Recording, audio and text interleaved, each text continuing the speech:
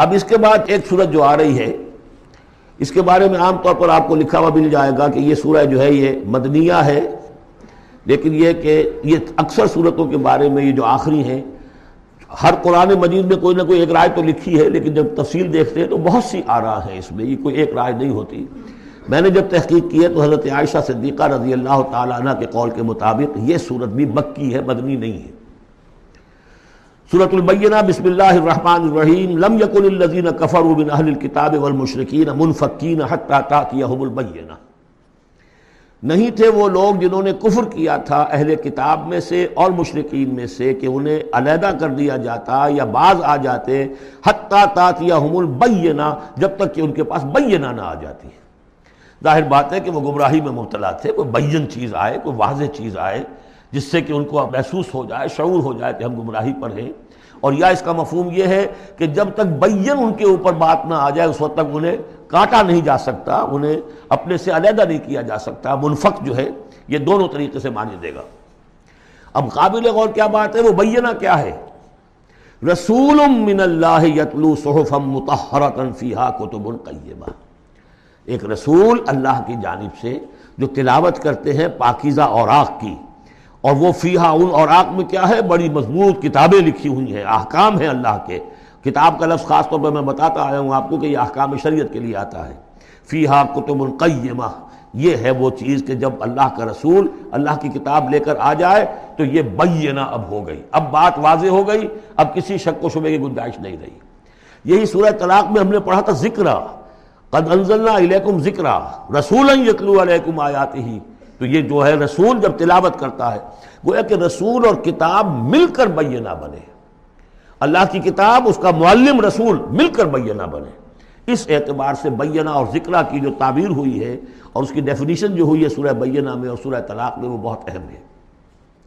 اب فرمایا وما تفرق الذین اوتوا الکتاب الا من بعد ما جاءتهم البینہ، یہ جن لوگوں کو کتاب دی گئی تھی انہوں نے جو پہلے بھی تفرقہ کیا ہے آپس میں، یہ جو بٹ گئے، یہ کوئی نصارہ بن گئے، کوئی یہودی بن گئے، پھر نصارہ میں نہ معلوم کتنے فرقے ہوئے اور یہودیوں میں کتنے فرقے ہوئے، یہ سارا تفرقہ ہوا کب؟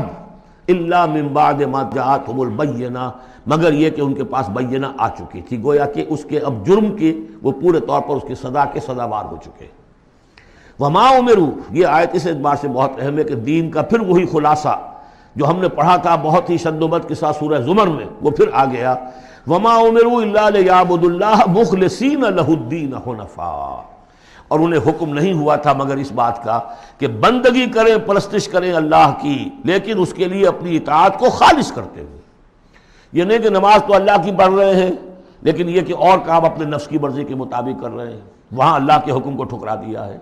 کاروبار جو کر رہے ہیں وہ اور طریقوں سے کر رہے ہیں جو حرام ہے، تو یہ تو پھر بندگی نہ ہوئی۔ یہ تو وہ بات ہو گئی افتؤمنون ببعض الکتاب وتکفرون ببعض، کیا تم ہماری کتاب اور شریعت کے ایک حصے کو مانتے اور ایک کو رد کر دیتے ہو؟ فما جزاء من یفعل ذلک منکم الا خزی فی الحیاۃ الدنیا، تو جو کوئی بھی تم میں سے یہ رویہ اختیار کرے گا اس کی کوئی سزا اس کے سوا نہیں ہے کہ دنیا میں ذلیل و خوار کر دیے جائیں، ویوم القیامۃ یردون الی اشد العذاب، اور قیامت کے دن بدترین عذاب میں جھونک دیے جائیں۔ دنیا کی رسوائی تو آج ہمارے ماتھے پر لکھی ہوئی ہے۔ 1.5 ارب انسان، 1.25 ارب تو کم سے کم ہے، 120-130 کروڑ سے کم نہیں آج مسلمان، عزت نام کی کوئی شے نہیں۔ عالمی معاملات میں وی ہیو نو سے، کسنمی پرست کے بھیا کس تھی، ہماری پالیسیاں کہیں اور بنتی ہیں، کہیں اور سے ہمارے بجٹ کے لیے انسٹرکشن کہیں اور سے آتی ہیں، اور تو اور بات ہے۔ تو وما امروا الا لیعبدوا اللہ مخلصین لہ الدین حنفاء، یکسو ہو کر پوری زندگی اللہ کے قانون کے تحت ہوگی تو پھر عبادت قبول ہوگی، ورنہ یہ جو ہے کہ کچھ اللہ کو دو اور کچھ قیصر والا قیصر کو دو، خدا والا خدا کو دو، یہ اسلام میں کوئی قابل قبول نہیں۔ اب اس کے بعد فرمایا وَيُقِيمُ الصَّلَاةَ وَيُؤْتُوا الزَّكَاةَ، اس کے علاوہ وہ نماز قائم کریں، زکوٰۃ ادا کریں۔ بندگی اور شے ہو گئی، نماز اور زکوٰۃ علیحدہ شے ہو گئی۔ بندگی تو اطاعت ہے، زندگی آمد برائے بندگی، زندگی بے بندگی شرمندگی۔ اس بندگی کے تقاضوں کو پورا کرنے کے لیے نماز دی گئی آپ کو، تاکہ آپ یاد تو کرتے رہیں، اللہ کو یاد تو کرتے رہیں، تاکہ وہ جو عہد کیا ایاک نعبد و ایاک نستعین دن میں 5 مرتبہ تازہ ہو جائے۔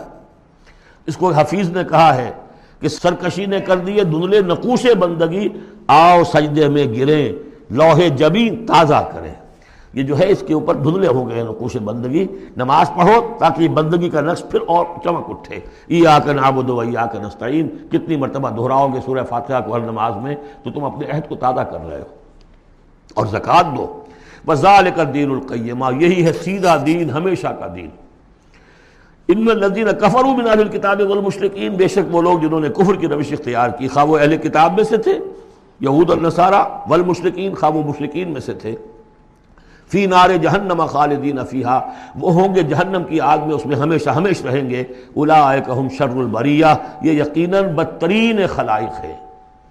ان الذین آمنوا وعملوا الصالحات اس کے برعکس وہ لوگ جو ایمان لائے جنہوں نے نیک عمل کیے اولئک ہم خیر البریہ یہ بہترین خلائق ہے.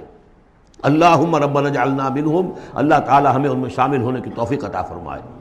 جزاؤہم عند ربہم جنات عدن تجری من تحتہا الانہار خالدین فیہا ابدا ان کا بدلہ ہوگا ان کے رب کے پاس وہ باغات رہنے والے باغات ریزیڈنشل گارڈنز جن کے دامن میں ندیاں بہتی ہوں گی اور جس میں وہ رہیں گے ہمیشہ ہمیش ہمیشہ ہمیش. یہ مقام اور ایک سورہ تغابن جو ہم نے پڑھی تھی اس وقت میں نے وہ بات کا تذکرہ نہیں کیا تھا. دو مقامات قرآن مجید کے ایسے ہیں جہاں جو سائملٹینیس کنٹراسٹ ہے وہ یہ ہے کہ جہنم کے لیے صرف خالدین فیہا آیا ہے اور جنت کے لیے خالدین فیہا ابدا. تو یقیناً کوئی نہ کوئی فرق ہے.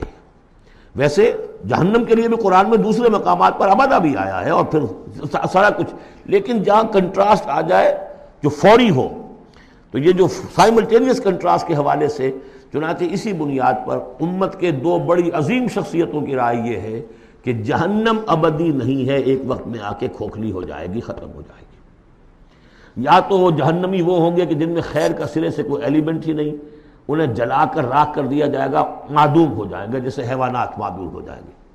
اور اگر کوئی خیر کا ایلیمنٹ ہے تو جیسے بھٹی میں چڑھا کر دھو کر کپڑا نکال لیا جاتا ہے ایسے ہی وہ ان کی روح جو ہے وہ نکال لی جائے گی اور وہ پھر جنت میں پہنچ جائیں گے. لیکن یہ عام اہل سنت کا عقیدہ نہیں ہے. لیکن یہ ہے کہ دو افراد ہیں جو بہت عظیم ہیں. ایک تو یہ کہ جو یوں سمجھیے کہ شیخ اکبر کہلاتے ہیں, صوفیہ میں بہت چوٹی کی شخصیت, محی الدین ابن عربی. دوسرے وہ شخص کہ جو ہر اعتبار سے محی الدین ابن عربی سے بہت شدید اختلاف کرتے ہیں, بہت شدید اختلاف, امام ابن تیمیہ. اور جو یوں سمجھیے کہ سلفی جو المسلک جو لوگ بھی ہیں دنیا میں ان کے نزدیک سب سے بڑے امام جو ہیں, سب سے بڑے عالم وہ امام ابن تیمیہ ہے رحمۃ اللہ علیہ, ان کی رائے بھی یہی ہے. تو دو عظیم اشخاص کا اس پر متفق ہو جانا, متفق گردید رائے بو علی بارائے من, تو یہ وہ یقیناً جو ہے اس قابل تھا کہ میں آپ کو اس کا تذکرہ ذکر بتا دوں. رضی اللہ عنہم یہ لوگ جو ہیں وہ لوگ کہ ان الذین آمنوا وعملوا الصالحات اولئک هم خیر البریہ جزاؤہم عند ربہم جنات عدن تجری من تحتہا الانہار خالدین فیہا ابدا رضی اللہ عنہم ورضوا عنہ. اللہ تعالیٰ ان سے راضی ہو گیا اور وہ اس سے راضی ہو جائیں گے. جب جائیں گے وہاں تو اللہ تعالیٰ وہ کچھ دے گا کہ راضی ہو جائیں گے. ذالک لمن خشی ربہ یہ ان کے لیے ہے جو اپنے رب سے ڈرتے رہے. اللہم ربنا اجعلنا منہم, اللہم ربنا اجعلنا منہم.